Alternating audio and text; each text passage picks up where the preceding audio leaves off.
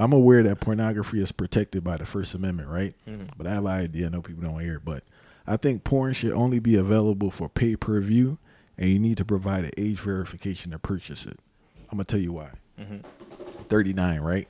So if we were to watch porn, bro, it's a VHS or DVD. It's a whole production. That's right. So that alone cuts down the amount of porn you're going to consume. But with this generation, bro, it's just a free-for-all. And it's like, it's just destroying them. And it's coming up in different aspects. Like this generation is having the least amount of sex, I guess, within like the last whatever documented generations. They can't interact with each other, right?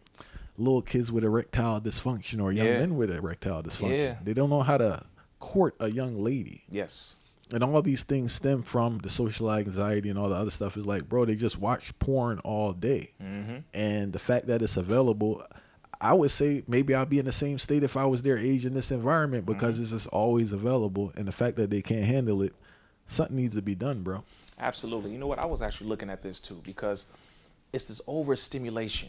That's the term I've left out. Overstimulation. Overstimulation, hypersexualization, of this dopamine serotonin mixture of the chemistry in the brain. When you see something that you like, you see something that makes you feel good, and you keep seeing it, so you keep getting stimulated. The problem is this generation is on a horrible diet, not only physically, but also mentally and spiritually. They're eating the most horrible foods that are destroying them physically. They're taking in the most horrible foods that destroy them mentally, and then they don't really have any food spiritually because they're not connected with anybody on a spiritual level for the most part, right? And in certain areas, it is being worked on, thankfully, but it is also being worked on the other end, because Satan is doing his job. I've been looking at the fact that they are using honey sticks and honey pot or whatever they got dealing with that.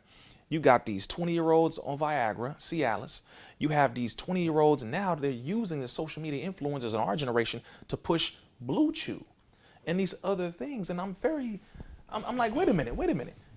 Okay, our elders didn't start using that stuff until they were in their late 40s, 50s. That was traditional, hell, even 60s. Y'all are using it in your 20s.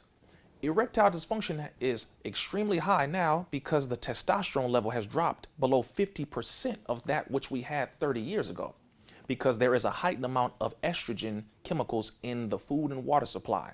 Over 70% of many of the foods that we consume today have a heightened amount of estrogen, synthetic estrogen, from the soy in the bread, the soy in the cookies, the soy in the pies and cakes, the soy in the ice cream, the atrazine in the water. You have someone by the name of Tyrone B. Hayes, biochemist who has been studying amphibians and particularly frogs for over 20 years at the University of Berkeley.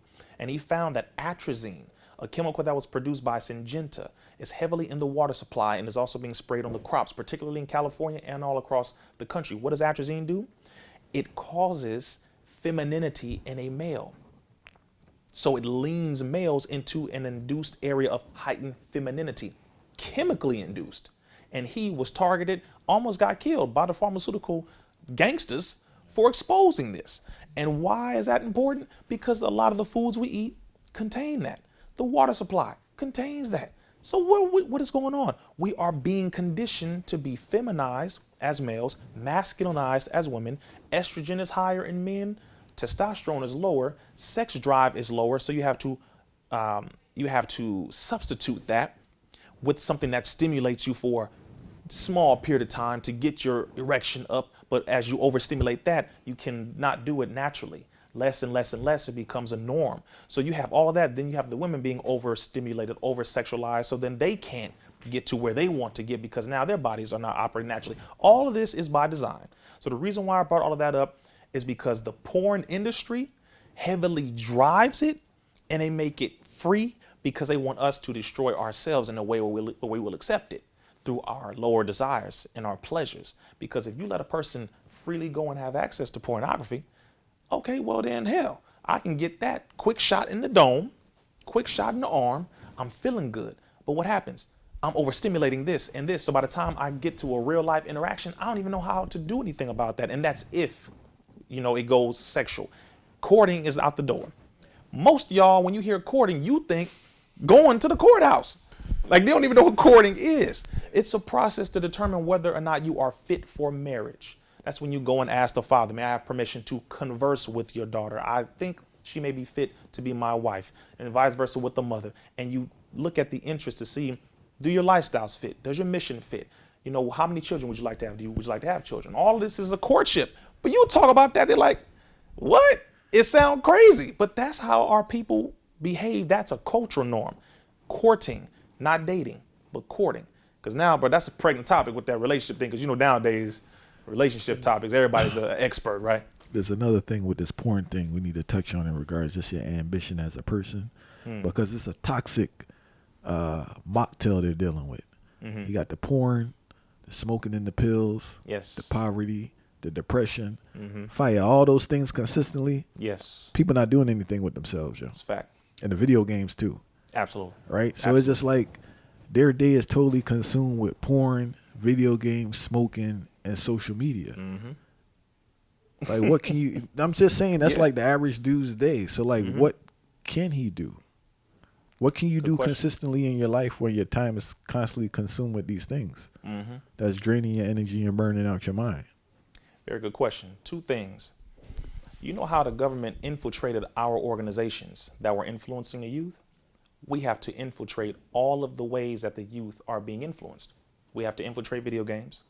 We have to infiltrate all of the music in a good way, putting the positive, you know, lyrics, the positive images and all that in the music. We have to infiltrate the movies. We have to infiltrate all of the areas that influence them. The one thing that we should not infiltrate is the porn industry. Get up out of that. All right, so that we could just knock that off. But everything else we have to infiltrate so that we can get in front of their eyes. That's on one end. Then on the other end, take them away piece by piece from those things. Give them the balance of putting them back in reality. Let's get back together. Let's not only just play sports. Let's do community building, gardening. Let's do some wood shop. Let's get back to laying bricks, brick masonry. Let's get back to doing some electrical work and some welding and some painting. Get back out here doing manhood training. Let's go out to the forest. Do you know how to survive? Matter of fact, what are the directions? What are the 4 directions? Do you even know? Do you know how to do anything dealing with survival, or do you always lead by GPS? You see what I'm saying? All that. And then the same thing with the sisters. They need to know about actual womanhood. So we have to teach about the divine femininity, the divine masculinity. How does that even work? How do you relate to one another? Where does God come in, the supreme being, the most high? All of this has to be reestablished. You can play your video games, but take an hour or two out of that. Get back to reading books. The part I'll bring up with that is that people are making stuff, bro. But fire, what I realize is that the consumer is so trained to have a taste for a particular thing, they disregard when you present something different.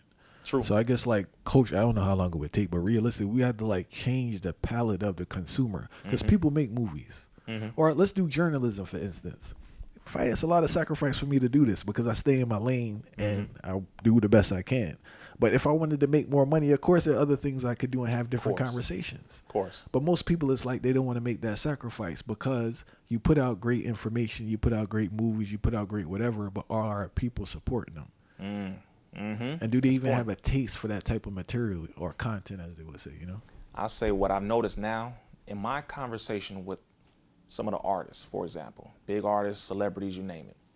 They have now grown tired because everything is oversaturated. All the negatives have flooded the market. It's not even trendy no more. The twerking is old now. Where your brain at? Okay, money is old now, bro. We learned about fiat currency. We know about the Federal Reserve. We on gold now. We want to look at gold. Now we want to look at other ways of actual currency. Now we want to look at ways to actually build. Now we're looking at real estate. Now we're looking at owning land. See, people are now looking at this. This generation is really getting tired because a lot of them were raised on social media. And now they're like, okay, all right, I done seen pretty much everything that you could see on this thing, and I'm getting tired. And the artists who heavily inspire this are getting tired. Why? Because many of them have children who they are now seeing have become victims of the actions that they have been involved in, and they don't like what they're seeing. So a lot of them are switching things around. A lot of them, they stopped twerking. A lot of them ain't doing that kind of stuff. They're now trying to do more positive things. That's what it took, was the next generation being impacted, and a lot of these artists and celebrities and people who were heavily influential and still are being personally affected by it. Now they're like, I don't even want to do this like this no more. I want to change some things up. I want to be a positive role model. That's what it takes. That's what it takes. So you have them on one hand, then the community on the other hand, who are the activists and who are the ones influencing from the ground up. We have to kick into gear more of the unity factor and come together and support one another because we have pretty much everything we need, but we have to We have to have the ego take a back seat and bring unity to the front and say, look, I may not be the brother who has the real estate, but my brother and sister do. I may not be the brother who has, this dealing with the banking, but my brothers and sisters, they've been very successful at that. They've been doing that for quite a while. Did y'all even know about them? No, you didn't? Okay, well, now you do. We need to get involved with them. Let's come together and push this stuff more and support one another, because we really do have everything we need. But the unity is the only thing that we have lacked. Is getting better, but we have to push the gas even harder on it. And I believe once we do that all around, our people are going to evolve even more than what they are doing now.